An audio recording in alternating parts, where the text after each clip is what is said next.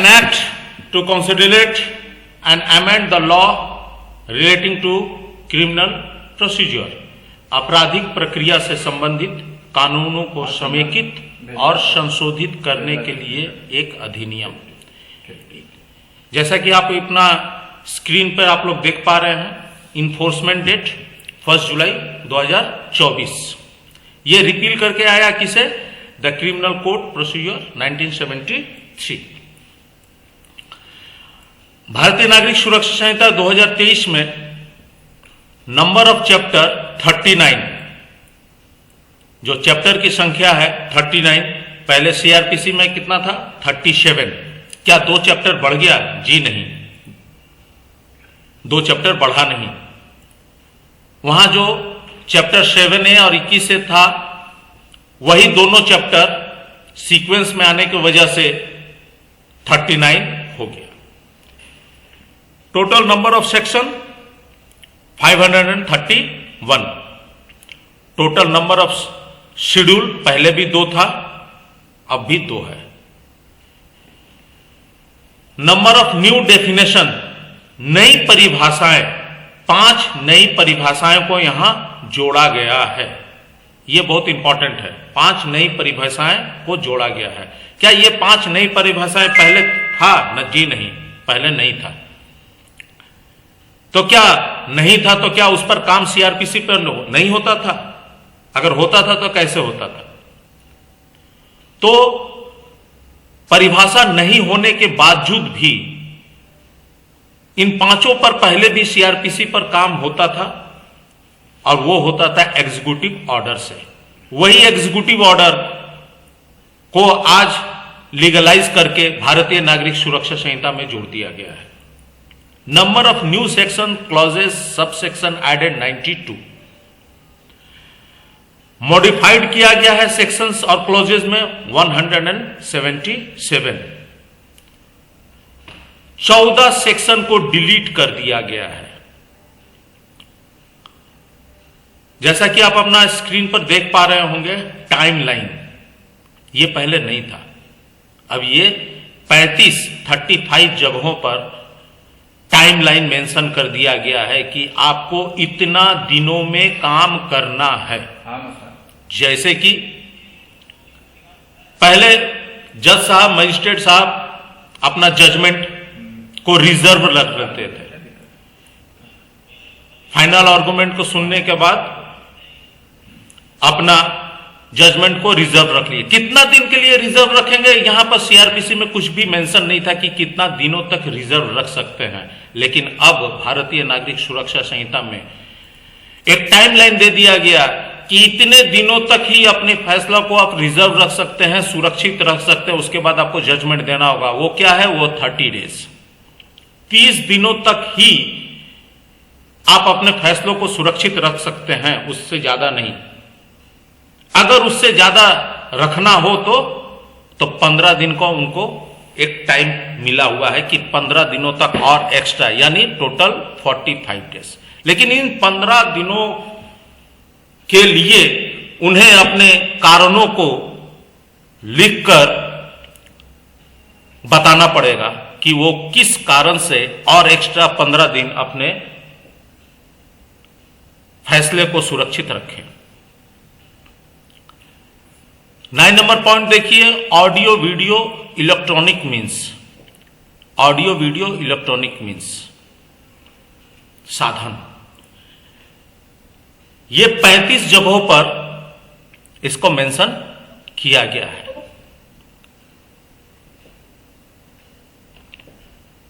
जय हिंद सर। जय हिंद।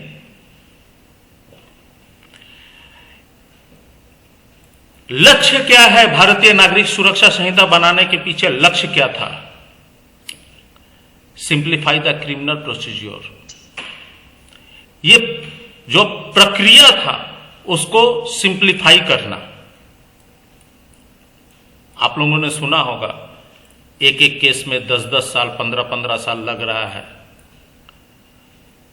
अब यहां पर रिड्यूस कर दिया गया ट्रायल का ड्यूरेशन को। उदाहरण पर एक ले लेते हैं। पहले क्या था कि अपराधी भाग गया है, अपराधी पकड़ में नहीं आया है, तो उसका ट्रायल भी पेंडिंग हो गया। अब ट्रायल, अपराधी पकड़ाया नहीं, उसका ट्रायल भी पेंडिंग कोर्ट में है। जब तक पुलिस पकड़ के लेके नहीं आएगी तब तक उसका ट्रायल पेंडिंग रहेगा। लेकिन अब ऐसा नहीं है। 356 में जाके देखेंगे हम लोग, तो वहां बताया गया है कि 90 दिनों तक अगर उसको बुलाया गया है, पकड़ा नहीं गया है, तो 90 दिनों के बाद एब्सेंटिया ट्रायल चलने लगा। उस अपराधी के अनुपस्थिति में ट्रायल चलेगा और जजमेंट भी आ जाएगा। Enhance investigatory power of the police,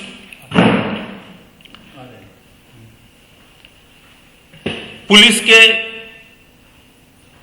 investigation के पावर को इनहैंस किया गया है। इंप्लीमेंट टाइमलाइन फॉर प्रोसीज्योर, जैसे कि पहले मैंने बताया कि टाइमलाइन को मेंशन किया गया।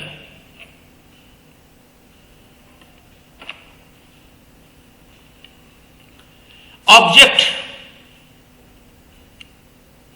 प्रिंसिपल्स, तो इसका मुख्य लक्ष्य क्या है, ऑब्जेक्ट क्या है? तो justice not punishment. Justice includes victim, accused और सोसाइटी। एक्यूज को भी, विक्टिम को भी और उस समाज को भी न्याय देने की बात यहां पर लाया गया।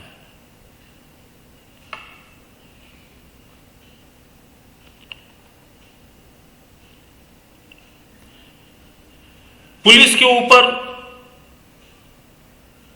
कुछ जवाबदारी को थोपा गया है, जैसे कि वीडियोग्राफी ऑफ सर्च और सीजर। सर्च और सीजर में वीडियोग्राफी करना पड़ेगा। अब और वो वीडियोग्राफी को आगे हम लोग देखेंगे सेक्शन 105 में कि उस वीडियोग्राफी को कोर्ट में भी भेजना है।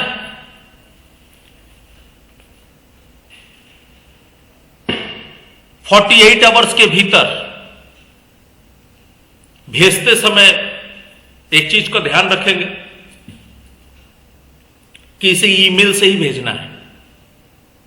अगर ये वीडियोग्राफी को मजिस्ट्रेट को जब भेजा जाएगा और इसको भेजने का क्रम अगर आपका व्हाट्सएप हो गया या अदर कुछ हो गया तो उसका हैज वैल्यू चेंज हो जाएगा। तो इसके लिए ब्लॉक राइटर को यूज करके, ताकि उसके हैज वैल्यू चेंज ना हो, डिफरेंट कॉपी बनाएंगे। जब आप लोग आगे देखेंगे तो भारतीय साक्ष्य अधिनियम के सेक्शन 57 में बताया गया है, प्राइमरी एविडेंस का डेफिनेशन को भी चेंज कर दिया गया है कि प्राइमरी एविडेंस क्या होगा। जैसे कि आप लोगों ने अगर कोई मोबाइल से कोई वीडियो बनाया सर्च और सीजर का, तो मोबाइल तो आपका प्राइमरी ही हो गया। और जैसे ही उसका आप कॉपी कीजिएगा, तो जो कॉपी कीजिएगा तो पहले के डेफिनेशन में जैसे आएगा तो वो सेकेंडरी होगा। लेकिन अब भारतीय साक्ष्य अधिनियम में इस डेफिनेशन को चेंज करके बोला गया है कि इसका कॉपी करके जितना भी फाइल बनेगा, सेपरेट फाइल बनेगा, सारा फाइल प्राइमरी एविडेंस ही कहलाएगा। मतलब कि अगर आप उसका कॉपी बनाते हैं और कॉपी बनाने के बाद पेन ड्राइव में ले लेते हैं, सीडी में ले लेते हैं, तो वो अब सेकेंडरी एविडेंस नहीं होगा, वो प्राइमरी ही कहलाएगा। यह सेक्शन 57 ही बताता है भारतीय साक्ष्य अधिनियम। तो इस तरह से पुलिस के ऊपर भी एक जवाबदारी तय की गई है कि आप प्रत्येक सर्च और सीजर को वीडियोग्राफ करें। इंफॉर्मेशन ऑफ अरेस्टेड पर्सन,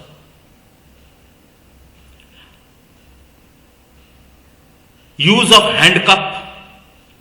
पहले हैंडकप का यूज के बारे में सीआरपीसी में नहीं बताया गया था, लेकिन अब 43 का 3 सेक्शन जब देखें तो वहां बताया गया है कि हैंडकप का यूज कब कब और किसके ऊपर करना है। बहुत बार पहले हम लोग, याद कीजिए, कोर्ट जाते थे तो कोर्ट के बाहर ही हैंडकप, एक्यूज का हैंडकप खोल के मजिस्ट्रेट के पास हाजिर करते थे, क्योंकि सीआरपीसी में कोई डायरेक्शन ही नहीं था हैंडकप पहनाना है नहीं पहनाना है। लेकिन अब भारतीय नागरिक सुरक्षा संहिता सेक्शन 43 का 3 बताता है use of handcuff.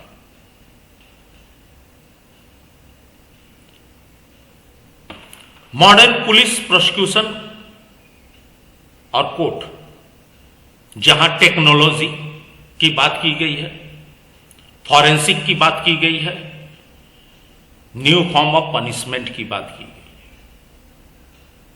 Forensic, CrPC में पहले कहीं भी यह मेंशन ही नहीं था कि फॉरेंसिक का यूज कहां करना है, किस मामले में करना है, किस मामले में नहीं करना है। हम अपने मन से फॉरेंसिक कराने लगते थे, लेकिन अब 7 साल या उससे अधिक सजा वाले अपराध में फॉरेंसिक मैंडेटरी है। फॉरेंसिक होगा ही, फॉरेंसिक टीम विजिट करेगी ही। न्यू फॉर्म ऑफ पनिशमेंट्स, तो कम्युनिटी सर्विस, ये एक नया भारतीय न्याय संहिता में एक नया फॉर्म पनिशमेंट का आया, जिसे हम कम्युनिटी सर्विस के रूप में जान रहे हैं। ये कम्युनिटी सर्विस का पनिशमेंट कौन दे सकता है?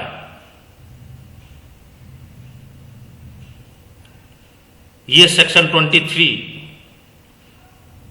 भारतीय नागरिक सुरक्षा संहिता में बताया गया है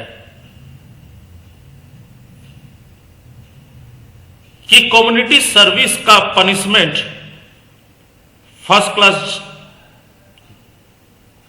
जुडिशियल मजिस्ट्रेट और सेकंड क्लास जुडिशियल मजिस्ट्रेट ही दे सकता है। Chief judicial magistrate CJM community service का पनिशमेंट नहीं दे सकता। कौन दे सकता है? तो फर्स्ट क्लास जुडिशियल मजिस्ट्रेट और सेकंड क्लास जुडिशियल मजिस्ट्रेट। 5 नई परिभाषाओं को जोड़ा गया है। ये 5 नई परिभाषाएं कौन कौन सा है?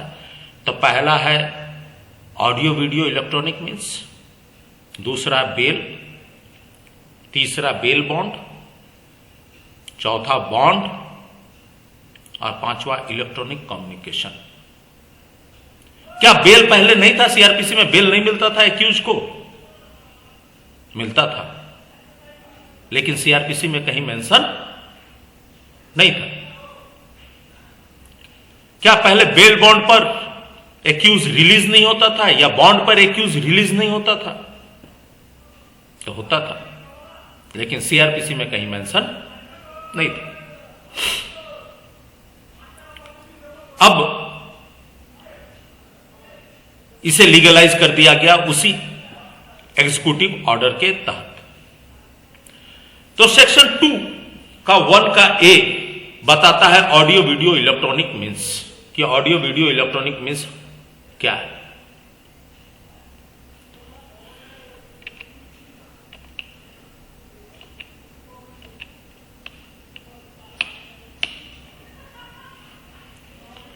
सेक्शन 2 का 1 का ए बताता है audio video electronic means shall includes use of any communication device for the purpose of video conferencing, recording of process of identification, search and seizure or evidence, transmission of electronic communication, and for such other purpose, and by such other means as the state government may by rule provide.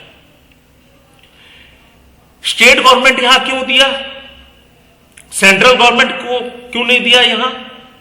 क्योंकि law and order का जो matter है वो state government का है, इसलिए state government आगे देखेंगे कि एक जगह सेंट्रल गवर्नमेंट की भी बात की गई है, वहां स्टेट गवर्नमेंट का कोई डिस्कशन पावर नहीं चलेगा।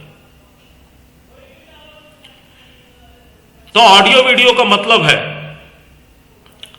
कि जिस किसी साधन के द्वारा, जिस किसी डिवाइस के द्वारा वीडियो कॉन्फ्रेंसिंग जैसे अभी हो रहा मेरे और आपके बीच में, किसी की पहचान,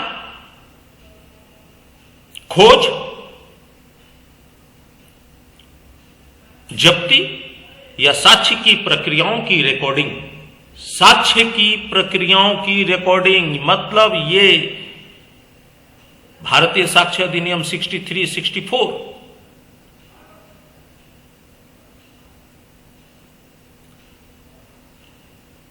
ये प्रावधान वहां दिया गया है कि साक्ष्य की प्रक्रियाओं की रिकॉर्डिंग जो किया जाएगा वो रिलीवेंट होगा, इनरिलीवेंट नहीं। इलेक्ट्रॉनिक संचार के प्रसारण और अन्य उद्देश्यों के लिए और राज्य जैसे अन्य माध्यमों के लिए किसी भी संचार उपकरण का प्रयोग शामिल होगा, सरकार नियमों द्वारा प्रदान कर सकती है। तभी हम लोगों ने देखा कि ऑडियो वीडियो में क्या आएगा, यानी कि अगर हम कोई केस करते हैं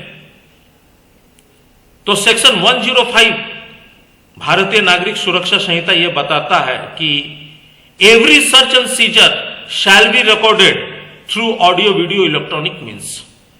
शैल be recorded, shall word use किया है कि रिकॉर्ड करना ही पड़ेगा।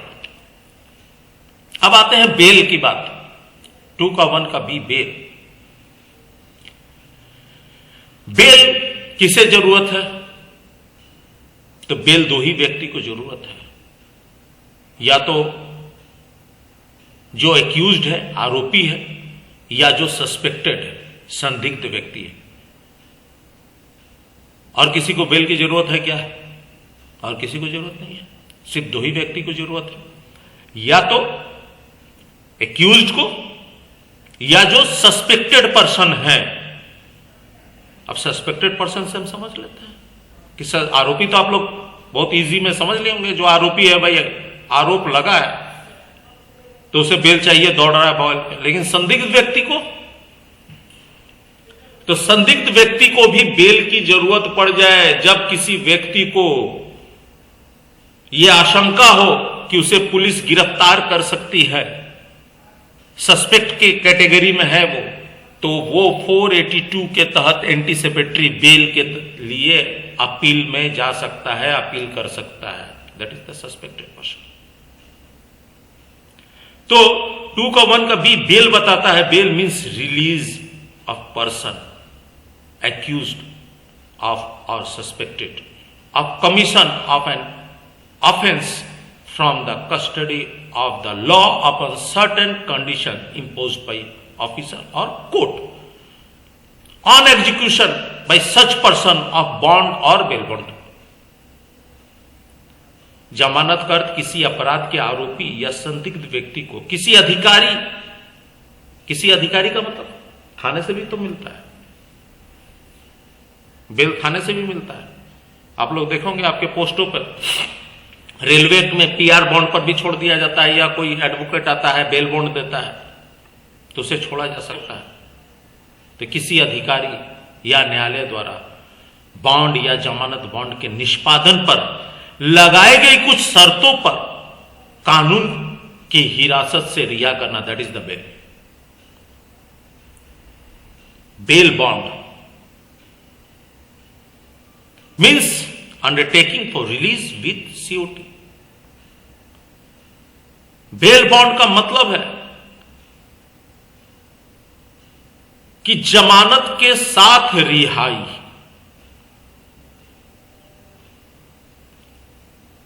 अगर कोई व्यक्ति गिरफ्तार है और उसके बदले कोई व्यक्ति आके जमानत देता है और तब उसे छोड़ा जाता है, तो कहा जाएगा कि उसे बेल बॉन्ड पर छोड़ा गया।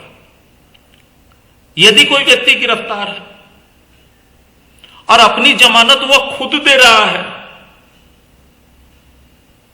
कि आपकी जो शर्त है, शर्त सब मानने के लिए तैयार हैं और मैं अपनी जमानत दे रहा हूं, जैसे कि PR bond, personal release bond railway act में बहुत यूज होता है,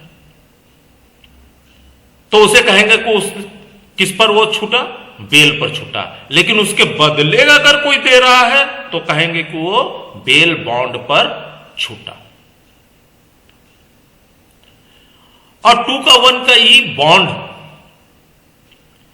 bond means a person bond और undertaking for release without surety. Bond का अर्थ व्यक्तिगत बॉन्ड या जमानत के बिना रिहाई का एक उपकरण है। जो बॉन्ड है वो क्या है, एक उपकरण है, चाहे वो जमानत के साथ हो चाहे जमानत के बिना।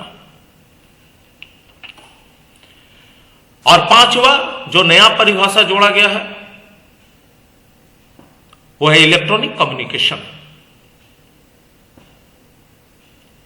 Electronic communication means the communication of any written, verbal, pictorial information or video content transmitted or transferred, whether from one person to another or from one device to another or from person to a device or from device to a person by means of any electronic device including a telephone, mobile phone or other wireless communication device or computer or audio video player or camera or any other electronic device or electronic form as may specified by notification by the, देखिए आ गया, central government.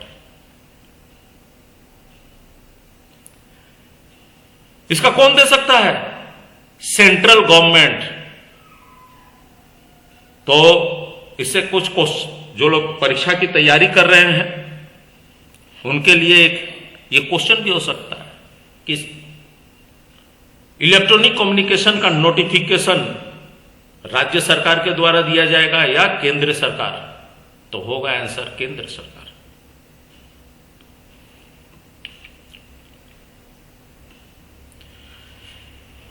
पहले CrPC में कहीं पर यह mention नहीं था कि जब 2 कानूनों के बीच कॉन्फ्लिक्ट पैदा हो जाएगा, लड़ाई पैदा हो जाएगा कि तुम बड़ा ना मैं बड़ा, तो फैसला होगा कैसे, यह सीआरपीसी में नहीं था। कहने का मतलब है कि जब भारतीय न्याय संहिता और किसी स्पेशल एक्ट के बीच किसी बात का विवाद हो तो किसका चलेगा, भारतीय न्याय संहिता का चलेगा या उस स्पेशल एक्ट का चलेगा। तो यह सीआरपीसी में मेंशन पहले नहीं था। अब यहां 2 का 1 का एल आपके स्क्रीन पर दिख रहा होगा, जिसमें इन्वेस्टिगेशन का डेफिनेशन दिया हुआ है। उसके नीचे ग्रीन कलर से देखिए हाईलाइटेड है एक्सप्लेनेशन, वहां लिखा हुआ है कि where any of provision of special act are inconsistent with the provision of this Sanhita, the provision of the special act shall prevail. अगर कोई स्पेशल एक्ट भारतीय न्याय संहिता से इनकंसिस्टेंट हो जाएगा, असंगत हो जाएगा, मतलब भारतीय न्याय संहिता बोलता है पूरब चलो और स्पेशल एक्ट बोलता है नहीं, मैं दक्षिण उत्तर होते हुए पूरब जाऊंगा,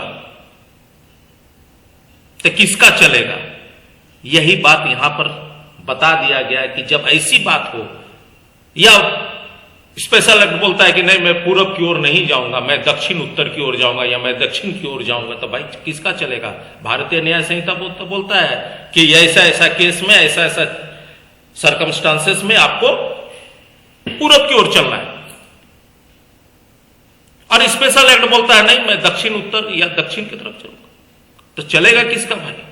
तो ये यहां पर क्लियर कर दिया गया है कि जब where any provision of special act are inconsistent, जब कोई प्रोविजन, स्पेशल एक्ट का प्रोविजन असंगत हो गया, इनकंसिस्टेंट, असंगत हो गया, तो वहां किसका चलेगा?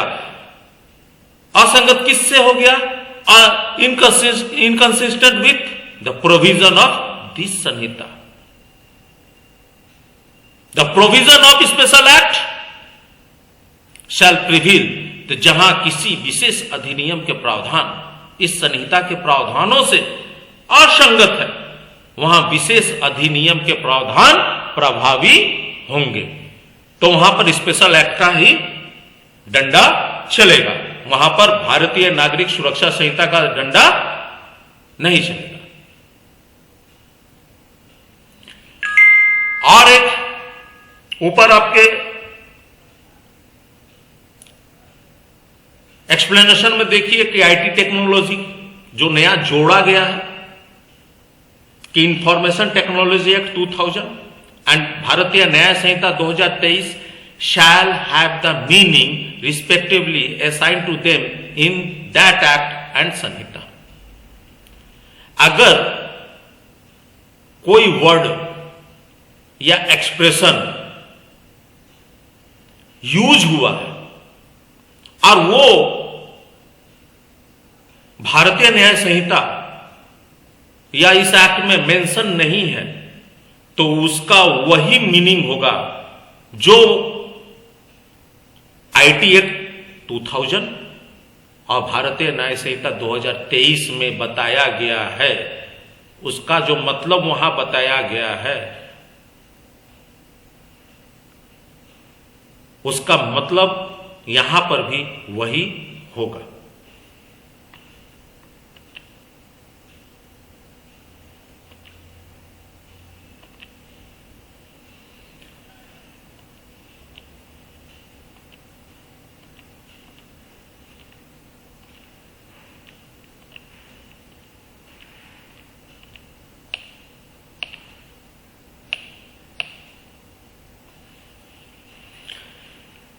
कम्युनिटी सर्विस,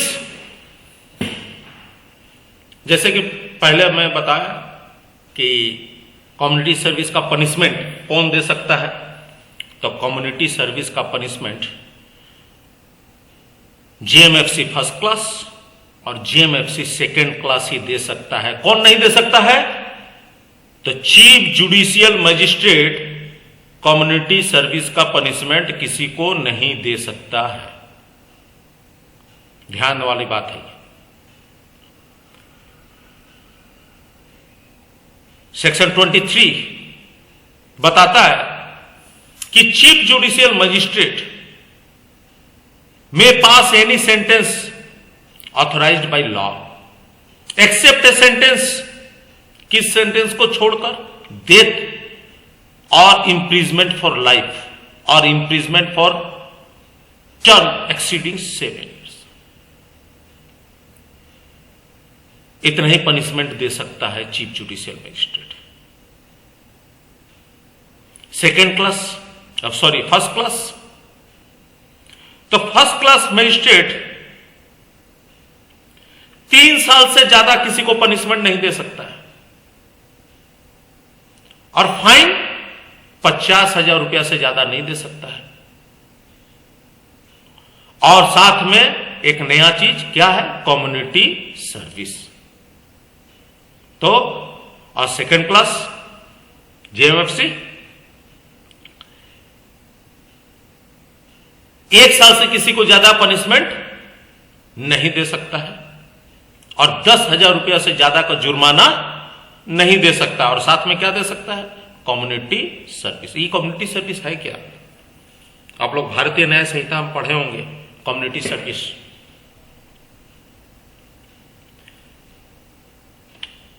कम्युनिटी सर्विस का अर्थ है सामुदायिक सेवा, जिसे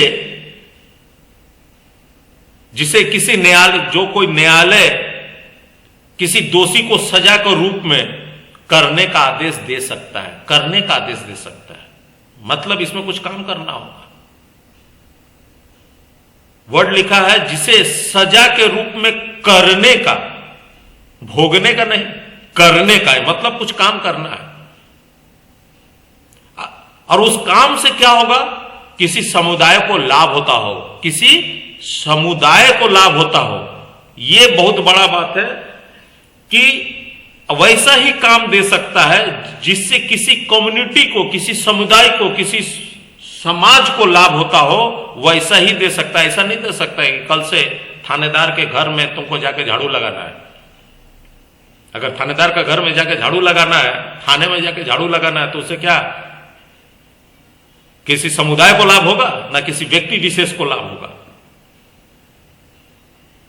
तो ऐसा नहीं, ऐसा कोई काम, जस्ट लाइक समझिए हम लोग जो फटिक करते हैं, तो वैसा काम न्यायालय करने के लिए दोषी व्यक्ति को दे सकता है जिससे किसी समुदाय को लाभ होता है, और उस काम के बदले में वो किसी पारिश्रमिक का हकदार नहीं होगा। ऐसा नहीं है कि मैंने 10 दिन 15 दिन का कम्युनिटी सर्विस किया, फलना मोहल्ला में सुबह 7 से 12 बजे तक झाड़ू लगाया, अब हमको दो कुछ पैसा। अब नहीं, उसके लिए किसी पारिश्रमिक का वो हकदार नहीं होगा। तो ये है कम्युनिटी सर्विस।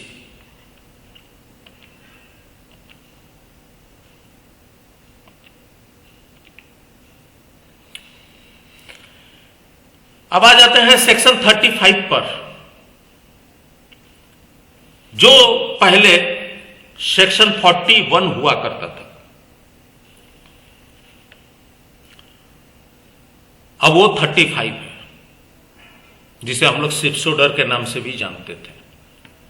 तो उसमें सब कुछ वैसे का वैसे ही है, सिर्फ एक चीज चेंज हुआ है। क्या चेंज हुआ है?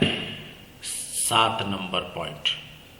1 से लेके 6 तक क्लोजेज में कोई चेंजिंग नहीं है। जो पहले था, अगर कोई व्यक्ति कॉग्निजेबल ऑफेंस करेगा तो पुलिस उसे बिना वारंट या अधिकार के, मजिस्ट्रेट के आदेश के बिना गिरफ्तार कर सकेगी। तो 1 से 6 तक वही था, जैसा था वैसे के वैसे ही है।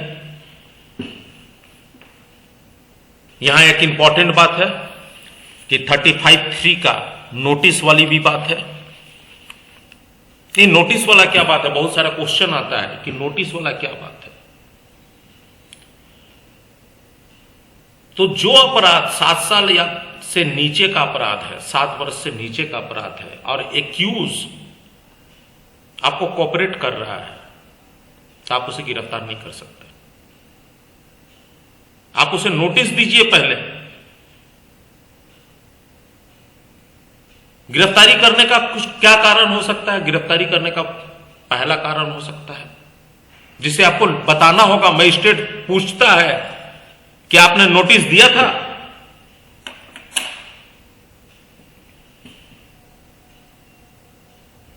तो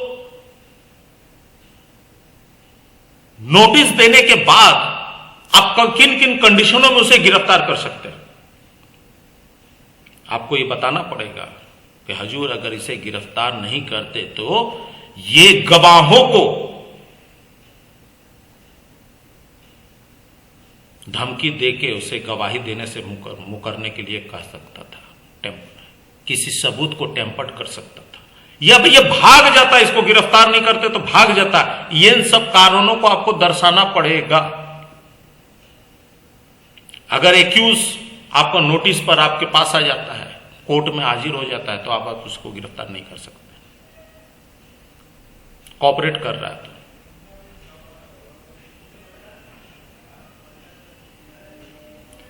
चेंज क्या हुआ? इसमें एक नया पॉइंट डाला गया,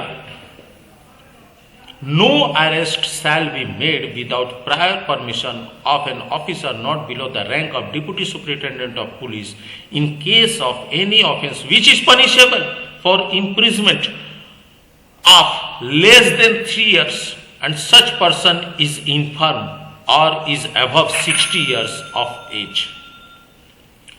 बोलता है कि ऐसे किसी व्यक्ति को जिसने ऐसा अपराध किया कि जिसकी सजा 3 साल से कम है, जिसकी सजा 3 साल से कम है, और वो व्यक्ति या तो 60 वर्ष से अधिक उम्र का है या इन्फॉर्म है, अशक्त है, तो ऐसे व्यक्तियों को गिरफ्तार करने के लिए आपको डिप्टी एसपी ऑफ पुलिस से परमिशन लेना है, उसके बाद ही आप गिरफ्तार कर सकते हैं। क्या यह हम पर लागू होता है? क्या यह हम पर लागू होता है? हो गया ना इनकंसिस्टेंट, असंगत अपना रेलवे एक्ट। एक 62 साल के व्यक्ति ने एसीपी कर दिया, ट्रेन का चेन खींच दिया, तब यहां तो भारतीय नागरिक सुरक्षा संहिता बोलता है कि आप उसे गिरफ्तार नहीं कर सकते। बोल रहा है ना भारतीय नागरिक सुरक्षा संहिता, अबव 60 इयर्स ऑफ एज, और 141 रेलवे एक्ट का पनिशमेंट 3 साल से कम है, तो क्या आप गिरफ्तार कर सकते हैं इसे? भारतीय नागरिक सुरक्षा संहिता के अनुसार चले तो आप इसे गिरफ्तार नहीं कर सकते हैं। तो हो गया ना अपना रेलवे एक्ट इनकंसिस्टेंट, असंगत। तो यहां किसका चलेगा डंडा? स्पेशल एक्ट का। मतलब हम गिरफ्तार कर सकते हैं, असंगत है, लेकिन यहां पर किसका चलेगा? स्पेशल एक्ट का। और रेलवे एक्ट हमारा क्या है? Special act.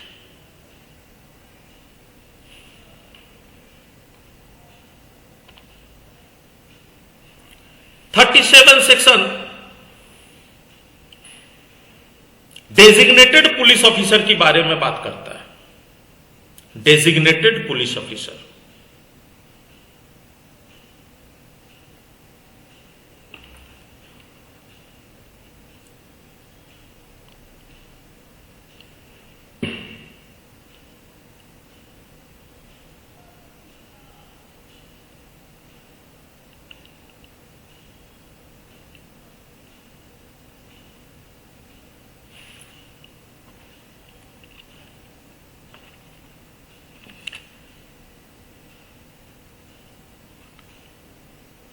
थोड़ा चैट सेक्शन में आप लोग बताएं मेरी आवाज आप तक पहुंच रही है?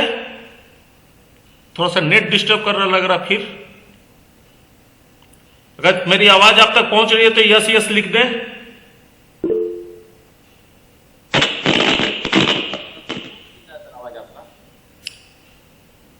Okay, thank you. Designated police officer section 37,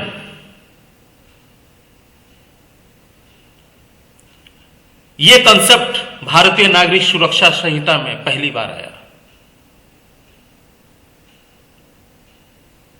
यह पहले सीआरपीसी में ऐसा कोई प्रावधान नहीं था।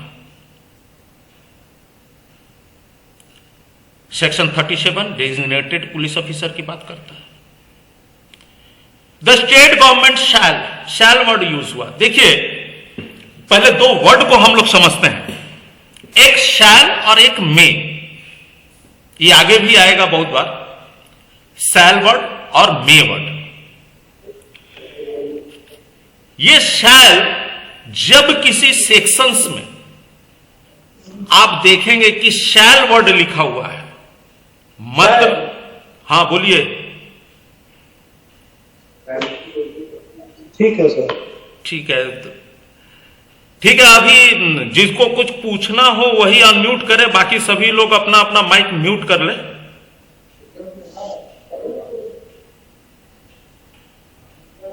माइक को म्यूट कर ले। तो मेरा बंद है ना? बोलता मदन पासवान जी माइक को म्यूट कर लीजिए। Yes sir. कहां से म्यूट होगा? नीचे देखिए वहां जो, हाँ हो गया, ठीक है, थैंक यू। तो the state government shell establish A police control room in every district and state level. ये तो पहले भी था कि स्टेट गवर्नमेंट जो है वो पुलिस कंट्रोल रूम प्रत्येक जिला में और स्टेट लेवल पर स्टैब्लिश करेगी। नया क्या जुड़ा? नया जुड़ा डेजिग्नेटेड पुलिस ऑफिसर। बोलता है कि every police officer, sorry, every police station और डिस्ट्रिक्ट हेडक्वार्टर पर एक ऐसा पुलिस अधिकारी को नियुक्त करना होगा जो एएसआई से नीचे का ना हो, मतलब एएसआई एंड एबव। प्रत्येक पुलिस थाने पर और डिस्ट्रिक्ट हेडक्वार्टर में एक ऐसा पुलिस अफसर को नियुक्त करना पड़ेगा जो एएसआई का रैंक से नीचे का ना हो, और उसका डेजिग्नेशन होगा डेजिग्नेटेड पुलिस ऑफिसर। इसका काम क्या है? ये काम क्या करेगा? इसकी जिम्मेवारियां क्या होगी?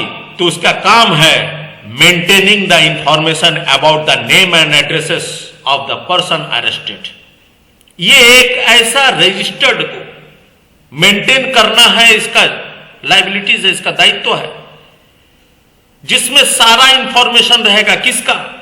जो व्यक्ति गिरफ्तार हुए हैं उसका नाम और एड्रेस, और किस अपराध में वो गिरफ्तार हुए हैं, नेचर ऑफ द ऑफेंस, और किस सेक्शन के द्वारा वो चार्ज्ड हैं।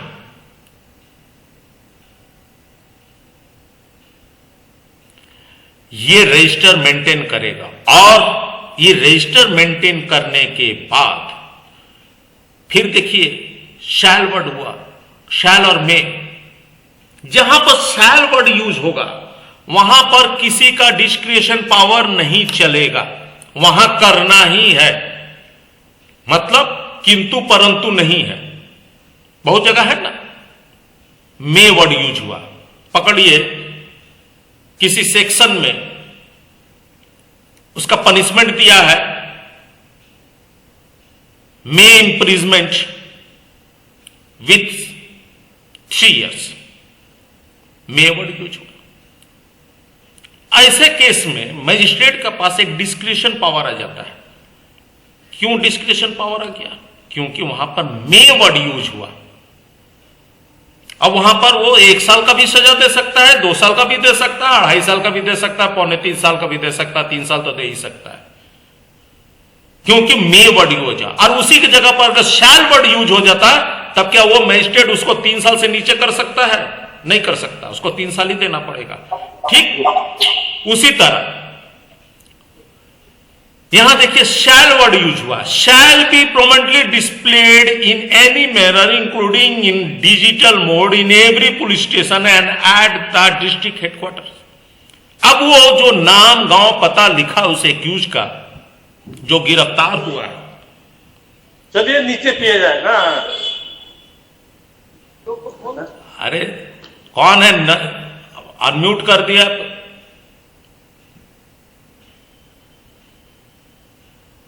तो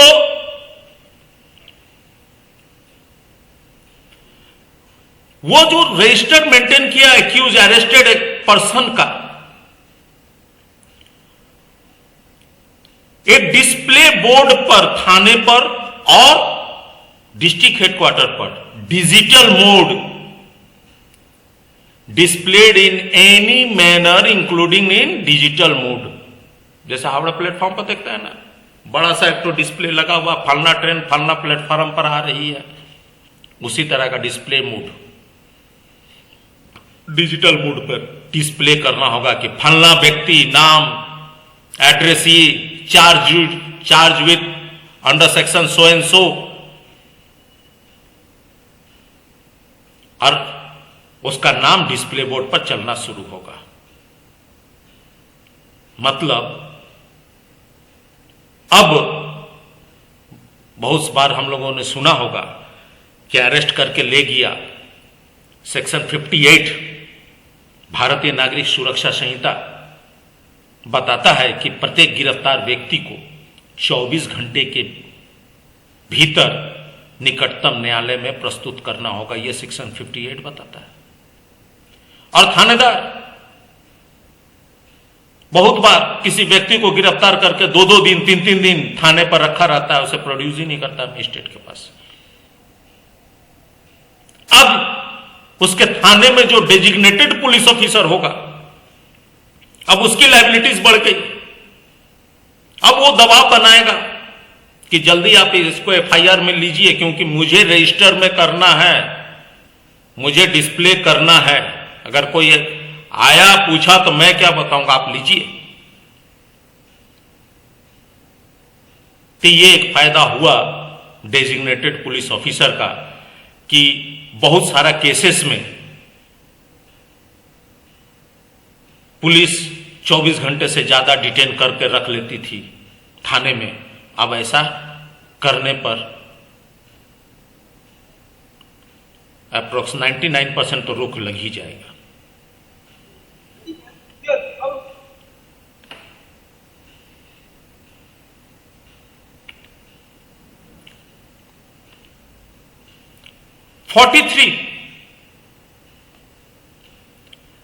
अभी कुछ देर पहले मैं बता रहा था कि पहले सीआरपीसी में हैंडकप लगाने का कोई प्रोविजन ही नहीं था, कोई सेक्शन नहीं था। किस केस में हैंडकप लगाएंगे, किस सेक्शन में हैंडकप नहीं लगाएंगे, यह पता ही नहीं था। अब यहां सेक्शन 43 बताता है कि आप हैंडकप का यूज कब और कैसे कीजिएगा, यह बताता है 43 का 3। यह नया जोड़ा गया। 43 बताता है अरेस्ट हाउ मेड, गिरफ्तार कैसे किया जाएगा। तो हम लोग सभी जानते हैं गिरफ्तारी 2 तरीका से किया जा सकता है, बाय वर्ड और बाय कन्फाइन, छूकर या बोलकर। यही है 43 का 1 और 2। 43 का 3 बताता है यूज ऑफ हैंडकप। अब यहां पर देखिए मे वर्ड आ रहा है, मतलब यहां पर कुछ डिस्क्रिशन पावर है। द पुलिस ऑफिसर मे, देखिए यहां मे वर्ड आया, मतलब यहां पुलिस को कुछ डिस्क्रिशन पावर दिया गया है।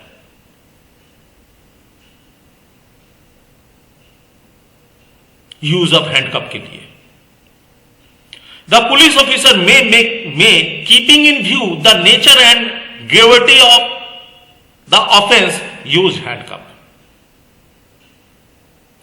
मतलब कोई अगर अपराधी छोटा मोटा अपराध किया है जिसमें हैंडकप का यूज नहीं है, लेकिन पुलिस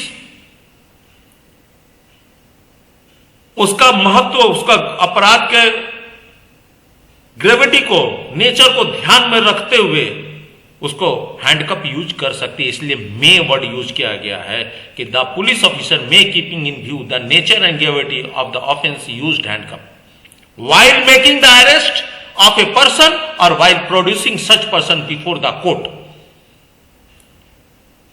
यह हैंडकप कब यूज होगा?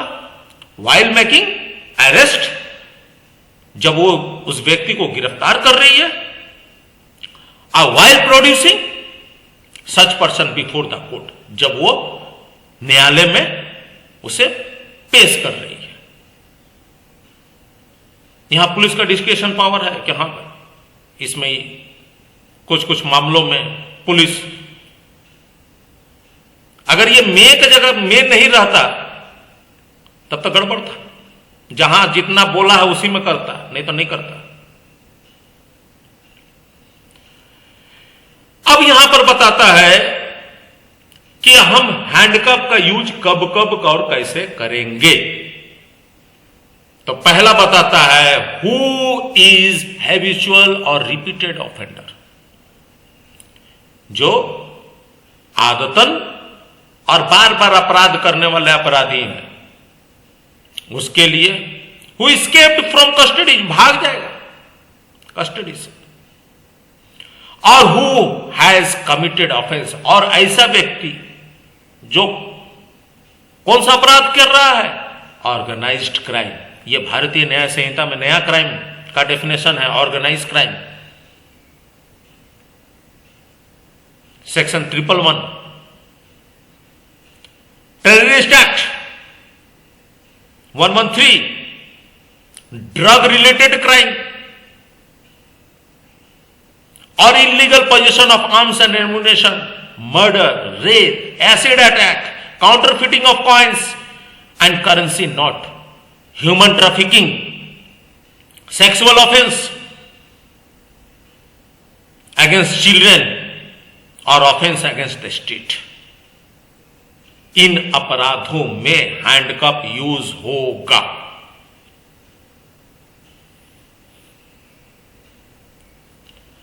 और हैंडकफ यूज अरेस्ट के साथ साथ कोर्ट में प्रोड्यूस करते समय भी हैंडकफ यूज होगा। तो यहां हैंडकफ यूज के बारे में बताया गया है।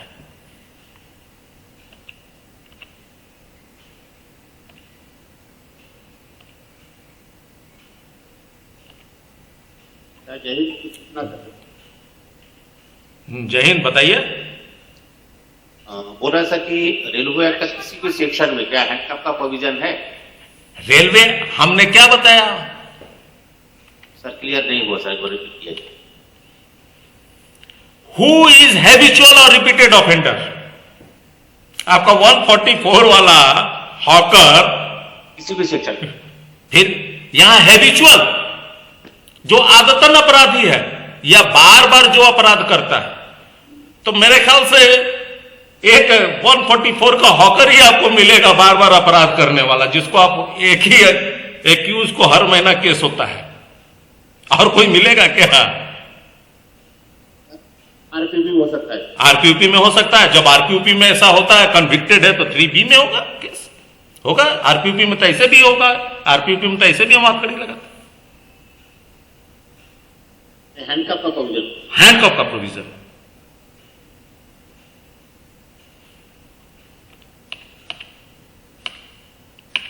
अब आते हैं मेडिकल। अब गिरफ्तार हो गया, अब गिरफ्तार के बाद क्या करना होगा? Medical.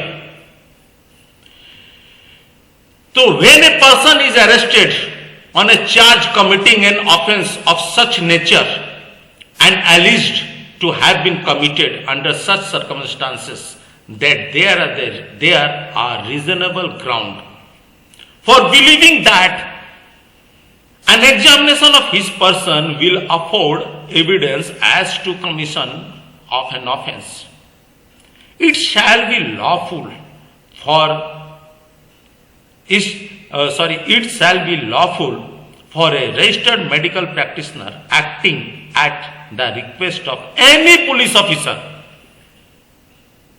and for any person acting in good faith in his ad and under his direction to make such examination of a person arrested as is reasonable necessary in order to ascertain the facts which may afford such evidence and to use such force as is reasonably necessary for that purpose. चलिए अपना railway act का एक section लेते हैं, section 145। रात को 11 बजे किसी ड्रंकनेस व्यक्ति को आपने न्यूसेंस करते हुए पकड़ा जो शराब पिया हुआ है। क्या आप सुबह कोर्ट में आपके बोलने से कि ये दारू पी के शराब पी के प्लेटफॉर्म पर न्यूसेंस क्रिएट कर रहा था, इसलिए मैंने मान्यवर 145 में मैंने अरेस्ट किया, आप प्रूफ कैसे करेंगे? आपको प्रूफ करने के लिए चाहिए मेडिकल, उसके बॉडी में अल्कोहल का परसेंटेज। ये सेक्शन वही बताता है, section 51। When a person is arrested on a charge of committing an offense of such a nature or alleged to have been committed under such circumstances that there is a reasonable ground for believing that the examination of his person will afford evidence, विश्वास कारण करने का यह कारण है कि अगर medical examination इससे का किया जाए तो इससे कुछ सबूत हासिल हो सकता है, सबूत मिल सकता है। Will afford evidence as to commission of offence, वैसा सबूत मिल सकता है जो इसके अपराध से संबंधित है। तो सेक्शन 51 बताता है कि कोई भी एनी पुलिस ऑफिसर, कोई भी ऐसे व्यक्ति के मेडिकल के लिए रिक्विजिशन रिक्वेस्ट किसी मेडिकल प्रैक्टिशनर को कर सकता है। यही सेक्शन 51 बताता है।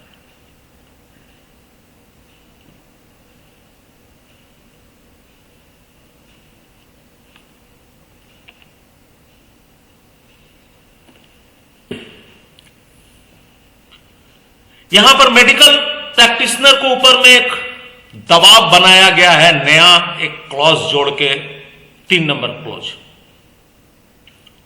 अच्छा, 51 का 2 भी देख लीजिए थोड़ा। Whenever the person of a female is to be examined under his section, in this section the examination shall be made only by or under the supervision of female or registered medical practitioner। अगर किसी महिला का examination करना हो तो वो महिला examiner ही, practitioner ही करेगी। ये 2 बताता है। 3 पे आते हैं जो नया जोड़ा गया है। The registered medical practitioner shall without any delay forwarded the examination report to the investigating officer. यहां एक दबाव बनाया गया है मेडिकल प्रैक्टिशनर पर कि आप जो है इसका रिपोर्ट बिना देरी किए देंगे।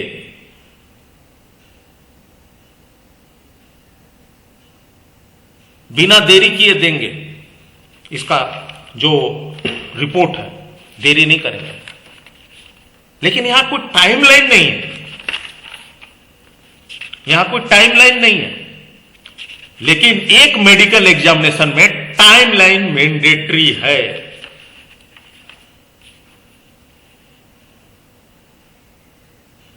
सेक्शन 184 वही मेडिकल से रिलेटेड है। यानी मेडिकल से रिलेटेड जो है वो सेक्शन 51, सेक्शन 52, सेक्शन 53 और सेक्शन 184, ये 4 सेक्शन है। जब हम सेक्शन 184 की बात करते हैं, medical examination of victim of rape, जब किसी ऐसा विक्टिम का मेडिकल की बात है जिसके साथ रेप हुआ है, सेक्शन 63 भारतीय न्याय संहिता, ऐसा व्यक्ति का मेडिकल, उस मेडिकल प्रैक्टिशनर को, जैसे कि आप यहां देख रहे हैं, यहां पर क्या लिखा है, विदाउट एनी डिले। जब 184 जाकर देखिए तो वहां लिखा है विद इन 7 डेज। कितना दिन? 7 दिनों के भीतर आप इसका मेडिकल रिपोर्ट इन्वेस्टिगेटिंग ऑफिसर्स को देंगे। यानी मेडिकल से संबंधित भारतीय न्याय संहिता में कौन कौन सेक्शन आ गया? 51, 52, 53 और 184। और 184 में जब देखेंगे तो वहां पर देखा है कि अगर किसी विक्टिम है, जो रेप का विक्टिम है, और उसका मेडिकल की बात है, तो उसका रिपोर्ट 7 डेज में बोला। यहां टाइमलाइन वाली बात बताया था, टाइमलाइन 7 दिनों के भीतर देना है।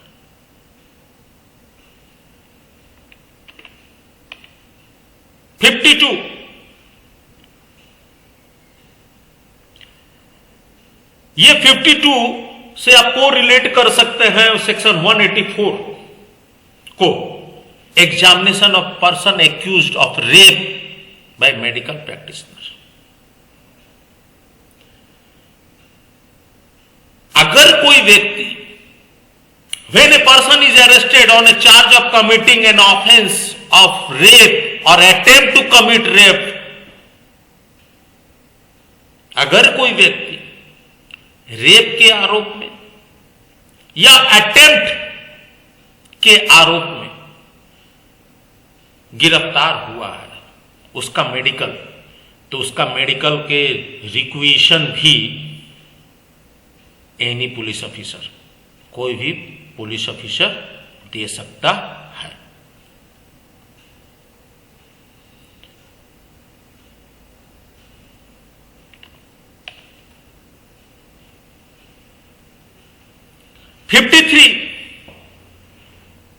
Examination of arrested person by medical officer.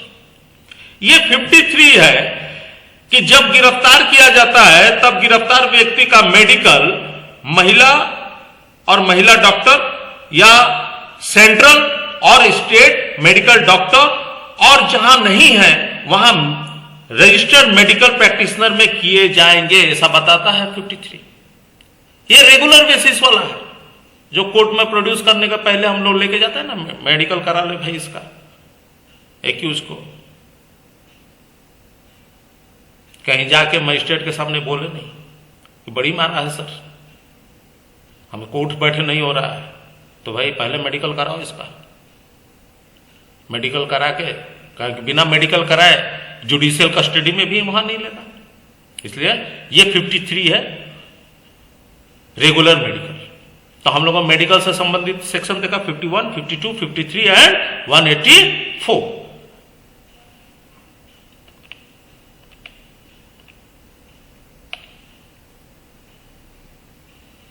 अब आते हैं हम लोग समन के पार्ट में। एक्चुअली 1-1.5 घंटा 2 घंटा में पूरा भारतीय नागरिक सुरक्षा संहिता का 531 सेक्शंस कंप्लीट करना थोड़ा मुश्किल है, इसलिए जो इंपॉर्टेंट चीज है मैं उसी को टच करके चल रहा हूं। अगर इसमें आपका बीच में कोई क्वेश्चन हो या इन सेक्शन के अलावा आप पढ़ रहे हैं और आपका कोई क्वेश्चन निकल के आता है तो आप पूछ लीजिएगा, मैं कोशिश करूंगा कि आपको जवाब दिया जा सके।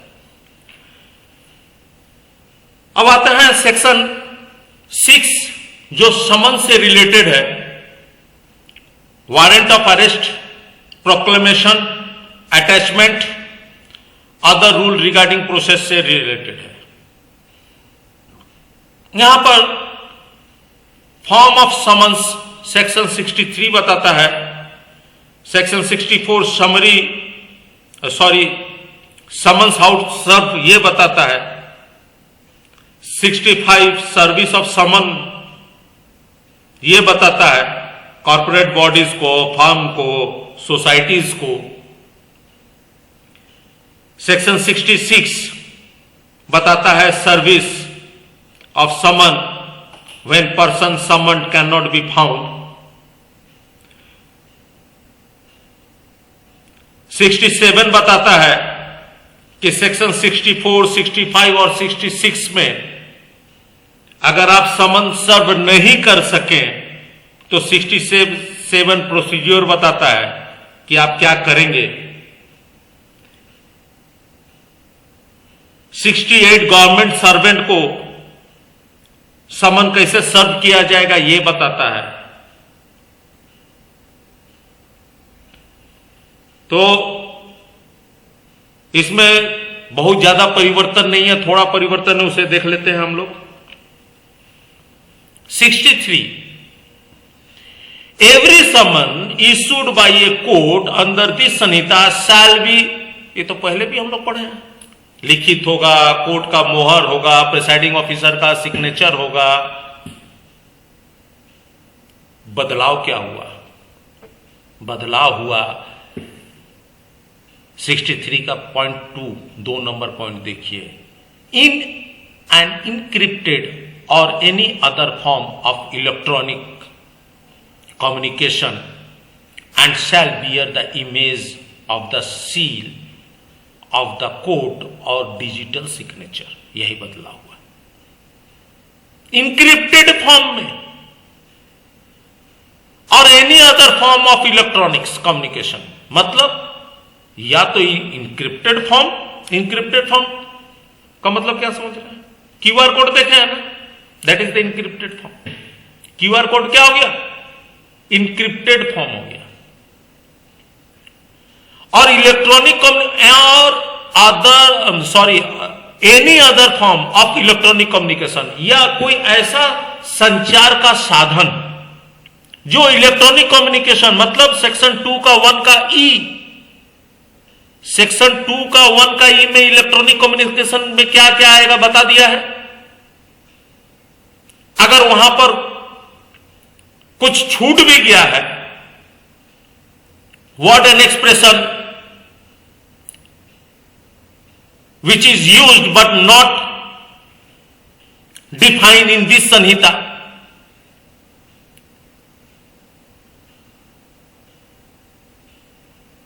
तो उसका सेम मीनिंग कहां से आएगा? आईटी एक्ट 2000 और भारतीय न्याय संहिता, ये पहले बता दिया। मतलब 2 का 1 का ई जो इलेक्ट्रॉनिक कम्युनिकेशन को डिफाइन किया, अगर उसमें कुछ छूट भी गया है, जो वहां पर वर्ड एंड एक्सप्रेशन जो कुछ छूट भी गया है या मेंशन है और यहां डिफाइन नहीं है, तो उसका वही मतलब होगा जो आईटी एक्ट 2000 में है और भारतीय न्याय संहिता में। तो यहां पर अब जो समन है वो इंक्रिप्टेड फॉर्म, मतलब जस्ट लाइक क्यूआर कोड पकड़ लीजिए। क्या आपके व्हाट्सएप पर एक मैसेज आया, आपने उसे देखा, ये तो क्यूआर कोड है, जैसे उसे खोला तो खुल के निकल गया समन। या किसी other electronic forms shall bear the image of the seal of the court और डिजिटल सिग्नेचर, जिसमें कोर्ट का सील होगा और डिजिटल सिग्नेचर होगा। दैट इज द, यही होगा फॉर्म का, समन का फॉर्म। ये 63 यही बताता। नेक्स्ट और क्या चेंज हुआ?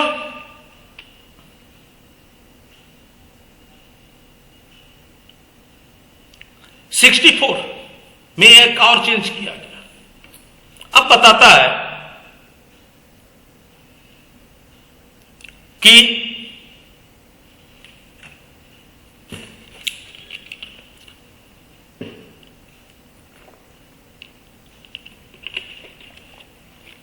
provided that the police station or registrar in the court, कौन कौन? 2 व्यक्ति की चर्चा की गई है, एक पुलिस स्टेशन पे और एक रजिस्ट्रार कोर्ट का। कौन क्या वर्ड यूज हुआ? शैल। में वर्ड यूज हो रहा था तो क्या होता? 2-4 किया, 2-4 छूट गया। लेकिन यहां पर छूटने का सवाल ही नहीं है। क्या वर्ड यूज हुआ? वर्ड यूज हुआ provided that the police station और registrar in the court shall maintain करना ही पड़ेगा। क्या? Shall maintain a registered to enter the address, email address, phone number and such other detail as the state government may by rules provide। बोलता है कि अब थाने पर और रजिस्ट्रार के द्वारा कोर्ट पर एक रजिस्टर मेंटेन करना होगा, जिसमें क्या क्या रहेगा? उसका एड्रेस रहेगा, ईमेल एड्रेस रहेगा, फोन नंबर रहेगा और कुछ ऐसा डिटेल जो राज्य सरकार नियमों को द्वारा बताए कि इसके भी आप रजिस्टर में मेंटेन कीजिए, उसे भी करना पड़ेगा।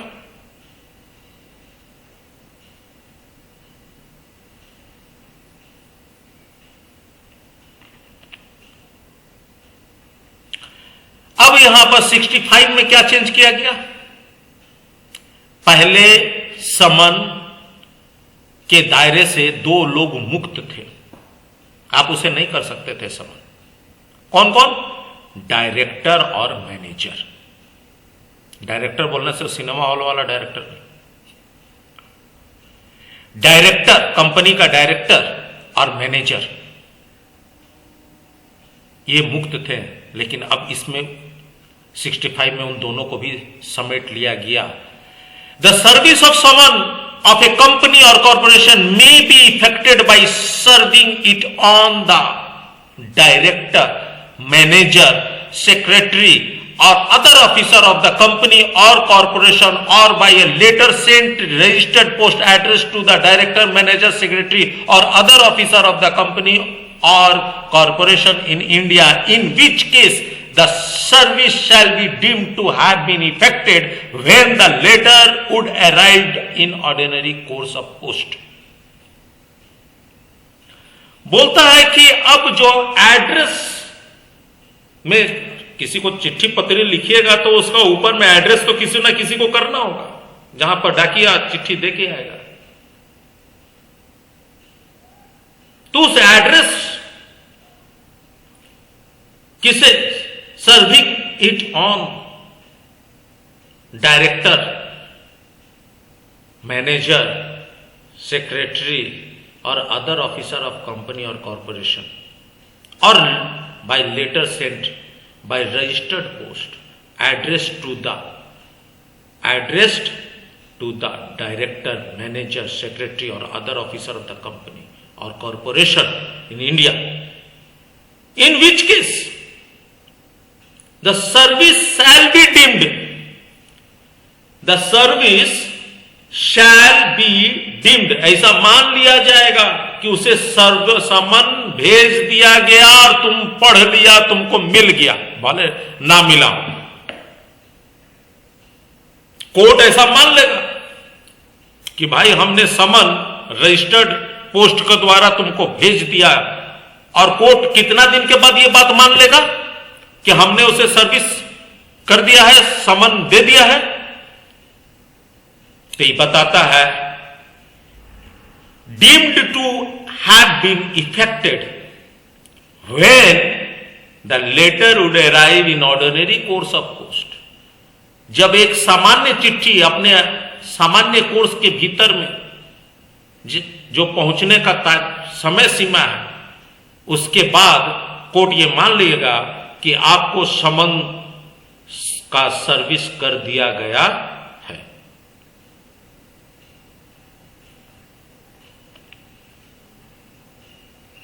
अब यहां पर बात आता है कि यह नया जोड़ा गया, service of summon on firm और other association of individual may be effected by serving it on any partner of such firm और associations or by letter sent by registered post addressed to the such partner, in which case the service shall be deemed to have been effected when the letter would arrive in ordinary course of post। बोलता है कि मान लीजिए कि एक XY company है जिसके दो पार्टनर है, राम और श्याम। श्याम के नाम पर समन भेजा गया जिसे रिसीव करता है राम। जैसे ही राम, जो श्याम को समन भेजा गया और राम उसे रिसीव कर लेता है, तो यहां मान लिया जाएगा कि श्याम को समन सर्व हो गया।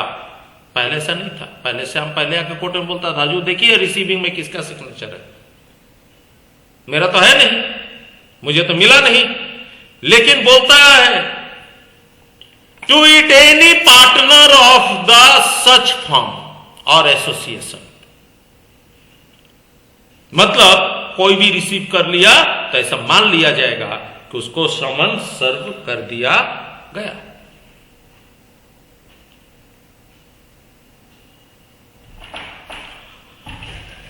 सेक्शन 70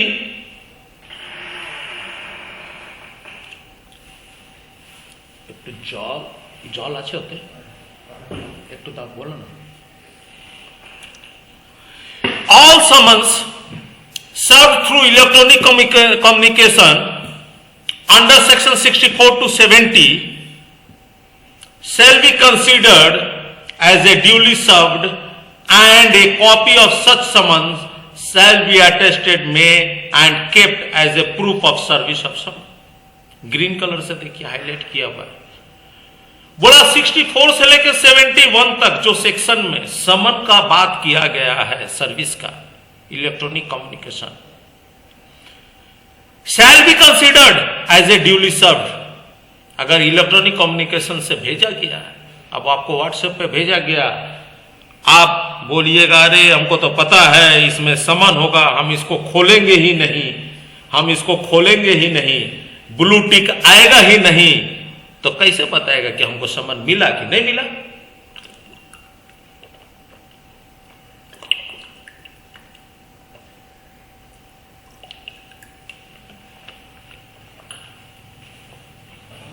अब ऐसा नहीं बोल सकते, अब ब्लू टिक का बहाना नहीं लगा सकते हैं। हजूर हम तो देखे नहीं, 4 तारीख को समन था, 6 तारीख को आपने खोल के ब्लू टिक लगा रहा है, क्या हम तो देखे ही नहीं? ऐसा नहीं चलेगा।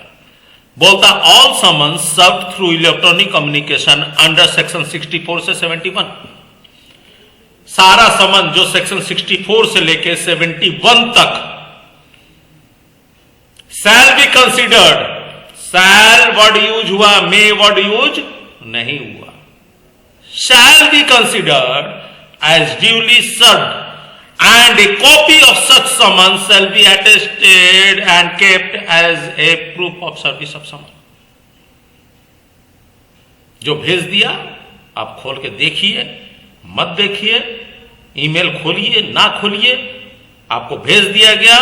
यहां सेक्शन 70 बोलता है कि उसको कोर्ट मान लेगा कि सब आपको समन सर्व करा दिया गया।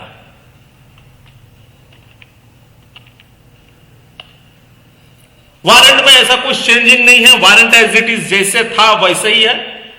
वारंट का फॉर्म जैसा है, वारंट जैसे समन में 2 कॉपी होता है, वारंट में 2 कॉपी नहीं होता है, एक ही कॉपी होता है, ठीक है। तो वारंट जैसा का था वैसे ही है, वारंट में कोई ज्यादा चेंजिंग नहीं है। सिर्फ ये बेल बॉन्ड वाली बात आया है, पहले बेल बॉन्ड वाला बात इसमें नहीं था, लेकिन अब बेल बॉन्ड वाला बात इसमें घुसा दिया गया है कि बेल बॉन्ड से वाला बात पहले नहीं रहता था वारंट में, अब आ गया है।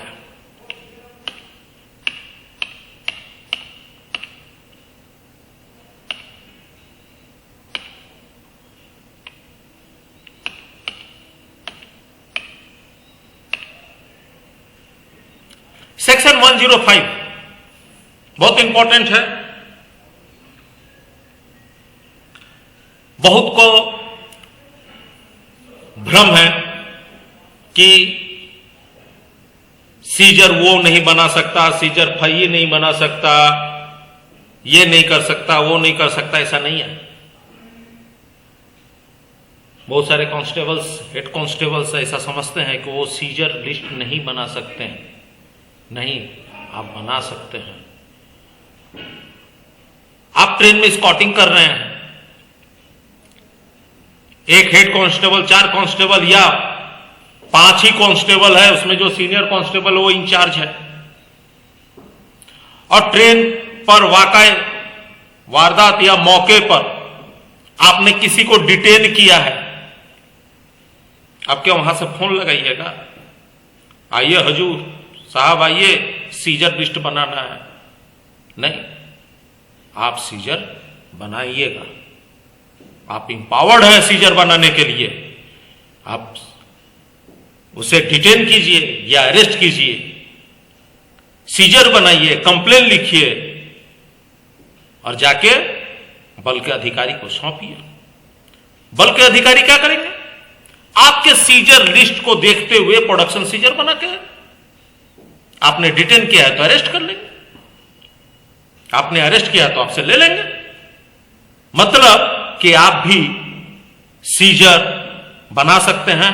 बहुत को कंफ्यूजन रहता है कि हम सीजर कैसे बनाएंगे सर, हम तो कांस्टेबल है, सीजर कैसे बनाएंगे, हेड कांस्टेबल है, सीजर नहीं, आप बनाइएगा, यू आर एम्पावर्ड। तो चलिए सर्च और सीजर से संबंधित एक सेक्शन देखते हैं, section 105। Recording of search and seizure through audio video electronic means, बहुत इंपॉर्टेंट। सेक्शन 105 बताता है the process of conducting search of a place और taking position of any property, article or things under this chapter or seized in course of such search and seizure and signing of such list by witnesses shall be recorded, shall be recorded। may word नहीं use हुआ, shall हुआ। through any audio video electronic means preferably mobile phone, preferably mobile phone, मतलब mobile phone को वरीयता यहां दिया गया है। और क्या बोला? And the police officer shall without delay forwarded such recording, ये रिकॉर्डिंग को आप भेजना भी है। किसको भेजिएगा?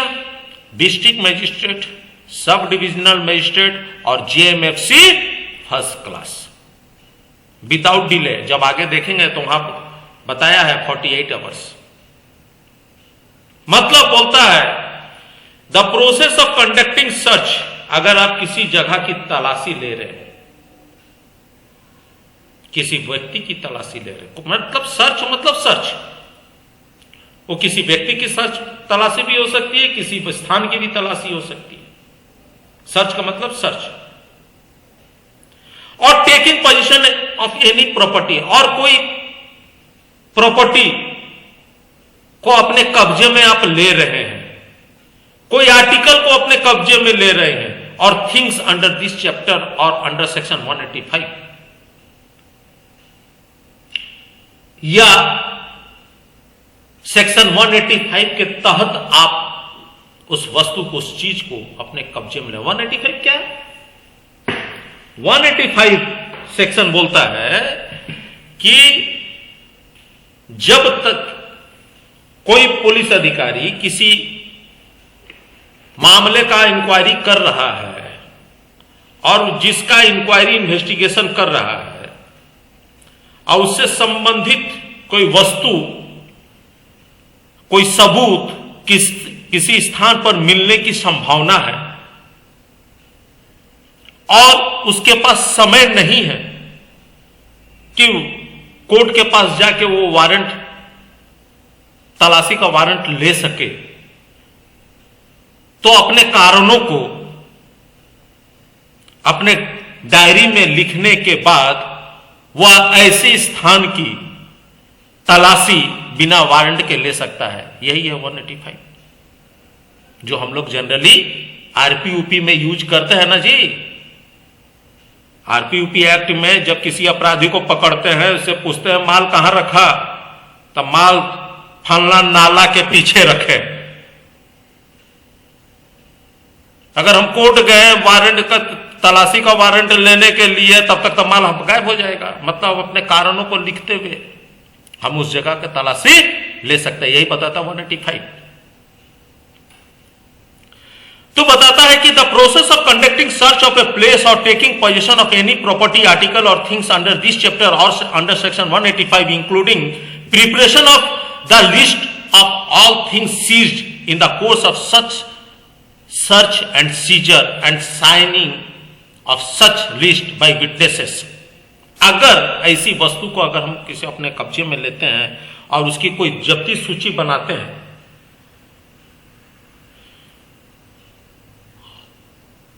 तो उसको रिकॉर्ड करना होगा through audio video electronic means के द्वारा। और इस रिकॉर्डिंग को district magistrate, sub divisional magistrate और जुडिशियल मजिस्ट्रेट, यहां पर समय नहीं लिखा हुआ, आगे मिल जाएगा आपको, 48 घंटा समय है इसमें, भेजने का, 48 घंटे के भीतर आपको भेजना है। और ये भेजने का जो तरीका होगा वो होगा ईमेल। अगर आपने इस रिकॉर्डिंग को, जैसे कि मैंने शुरुआत में ही बताया था, जैसे कि इस रिकॉर्डिंग को आपने व्हाट्सएप या किसी और जरिए भेजा तो उसका हैश वैल्यू चेंज हो जाएगा। इसलिए इसको भेजना है ईमेल से। अब इसको राइट ब्लॉकर के द्वारा ही ट्रांसफर करना है। जैसे मान लीजिए कि आपने अपने मोबाइल फोन पर रिकॉर्ड किया, पोस्ट पर आए, पोस्ट पर आने के बाद आप इसे पोस्ट के कंप्यूटर में ट्रांसफर कीजिएगा ना मोबाइल लेकर घर चल जाइएगा, सबूते लेकर घर चल जाइएगा। मोबाइल पोस्ट के जहां पर बना हुआ है, पोस्ट के कंप्यूटर या किसी अन्य जगह पर जहां उसको स्टोर करना है। तो इस सेक्शन 57 बोलता है, यहीं पर बताता है सेक्शन 57 भारतीय साक्ष्य अधिनियम का, कि ये जो कॉपी होगा, कॉपी पेस्ट होगा, ट्रांसफर जो होगा, जो उससे फाइल बनेगा, स्टोर होगा, सीडी में कॉपी होगा, प्रत्येक क्या होगा? प्राइमरी एविडेंस होगा, सेकेंडरी नहीं होगा। यह बताता है भारतीय साक्ष्य अधिनियम 57 कि जितना कॉपी बनाइएगा, जितना भी आप उसका कॉपी निकालिएगा, पहले के नियम से क्या था? इंडियन एविडेंस एक्ट के तहत से आपका मोबाइल फोन ही प्राइमरी एविडेंस है। लेकिन यहां पर चेंज कर दिया गया, बोला कि आप इसका कॉपी पेस्ट, कॉपी कीजिए, स्टोर कीजिए, इस सारा क्या होगा? Primary evidence. और आप एक मान लीजिए कि वो रिकॉर्डिंग को आपने पेन ड्राइव में कॉपी किया और जब को मजिस्ट्रेट को भेजना है, प्रूफ के तौर पर देना है कोर्ट में, तो पेन ड्राइव दीजिएगा, मोबाइल फोन तो दीजिएगा नहीं अपना। तो जो पेन ड्राइव या सीडी दीजिएगा रिकॉर्ड करके, वो प्राइमरी एविडेंस के कैटेगरी में होगा। बस शर्त यही है कि जो दीजिएगा उसका हैश वैल्यू चेंज नहीं होना चाहिए। अगर आपने उसे देने में कोताही बरती या उसको ट्रांसफर राइट ब्लॉकर के को छोड़कर आपने इसे ट्रांसफर कर लिया, तो उसका जितना बार ट्रांसफर कीजिएगा उसका हैश वैल्यू चेंज होते जाएगा। मतलब आप उसमें मैनिपुलेट नहीं करते हुए भी मैनिपुलेशन के कैटेगरी में आ जाएगा। इसलिए जब भी ट्रांसफर करना है तो यूज क्या करना है? राइट ब्लॉकर का यूज करना है। क्योंकि जब हम कंप्यूटर के द्वारा जब ट्रांसफर करते हैं, वह एक डिवाइस से दूसरे डिवाइस में ट्रांसफर करते हैं, तो वही कंटेंट नहीं जाता, उसके साथ ढेर सारा कंटेंट चला जाता है, और जिसके वजह से उसका हैश वैल्यू चेंज हो जाता है। तो उम्मीद करते हैं 105 सबको समझ में आ गया हो। अगर किसी को क्वेश्चन हो तो अभी पूछ ले, कई समय बहुत निकल गया है, लोग धीरे धीरे लेफ्ट भी हो रहे हैं। किसी को कोई क्वेश्चन है तो रिकॉर्डिंग सर्च करके, बहुत इंपॉर्टेंट है, पूछ ले क्वेश्चन, नहीं तो हम आगे बढ़ेंगे। Okay, thank you.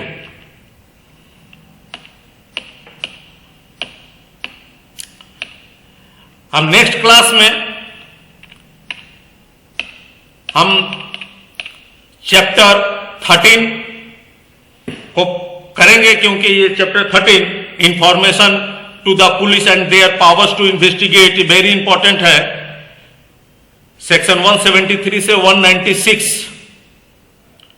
ये 15-20 मिनट आधा घंटा में कंप्लीट होगा नहीं, तो इसको आधा करके नहीं, इसको नेक्स्ट सेशन में 173 टू 196 इन्वेस्टिगेशन वाला चैप्टर को हम लोग करेंगे, और इस सेशन को यहीं पर वाइंड अप करेंगे। अगर किसी को कोई क्वेश्चन हो तो आप अनम्यूट करके पूछिए क्वेश्चंस। 10 मिनट 15 मिनट का समय है, कर लेंगे क्वेश्चन आंसर सेशन।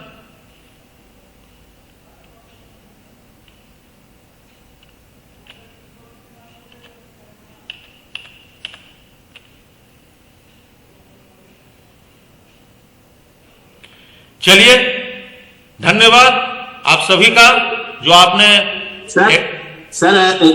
सर थोड़ा सा एक बात करना था। हाँ हाँ बोलिए। सर आप जयंत प्रसाद साहब बोल रहे हैं? हाँ, जेके प्रसाद बोल रहे हैं। अरे मेरा